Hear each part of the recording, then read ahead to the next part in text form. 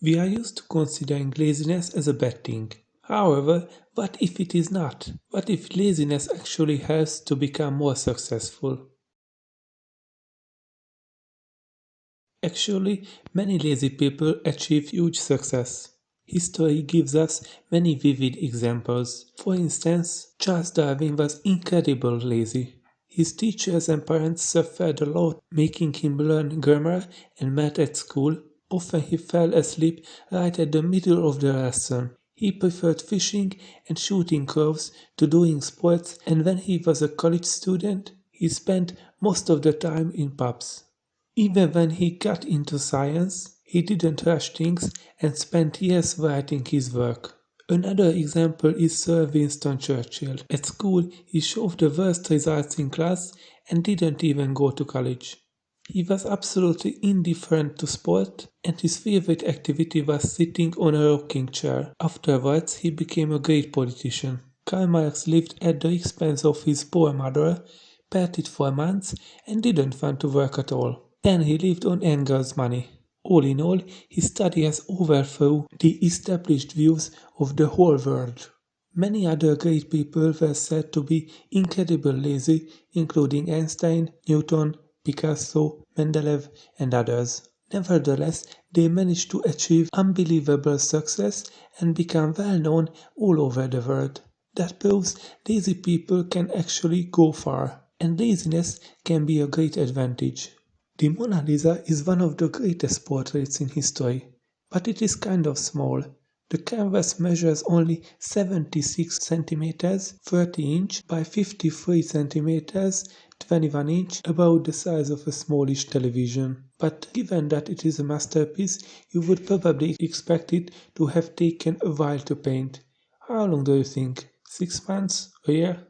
No, it took 15 years to make, or a decade and a half. Da Vinci failed to finish his iconic portrait not because it was so difficult, but because he was so lazy. On his deathbed, the great man himself even admitted to his chronic procrastination when he apologized to God and man for leaving so much undone.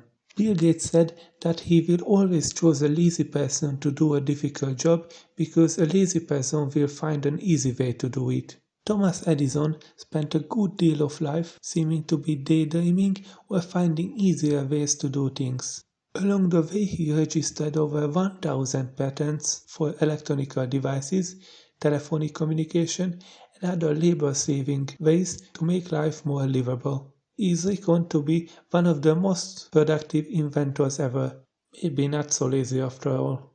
Michael Lewis, author of The Big Short, Moneyball, and Flash Boys, says laziness is not only more helpful than most people think, but is in fact key to his success. My laziness serves as a filter, Lewis said. Something has to be really good before I will decide to work on it. The idea is that if you allow yourself to be lazy, you will only put time and effort in the work that is really great and you can't possibly not do. Steve Jobs is without doubt one of the great innovators of our time. College became an expensive luxury for the adoptive son of a mechanic, and he dropped out long before graduating.